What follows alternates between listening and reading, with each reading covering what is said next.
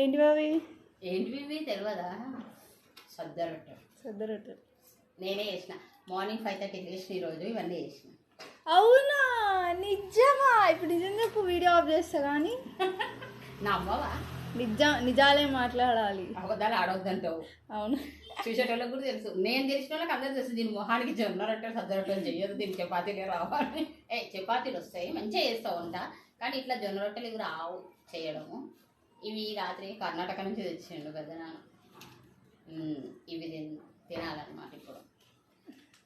మా డైలీ తినాలి, పోయినసారి లాగా చేయొద్దు. పోయినసారి కాటన్ బాక్స్ నిండా తెచ్చిండు.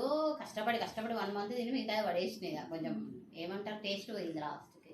తినాలనిపించింది. అందుకే ఈసారి కొన్నే తెప్పించుకున్నాను. బోర్ కొట్టింది కదా? బోర్ కొట్టింది. అయినా తిని బిస్కు కొడుతుంది కొంచెం. అప్పుడప్పుడు తింటా. సరే, ఈరోజు నేను కర్ణాటక వెళ్తున్నా. మళ్ళీ వస్తా. అందుకే రెడీ అయినా. బళ్ళారి వరకు వెళ్దామని. ఇంకా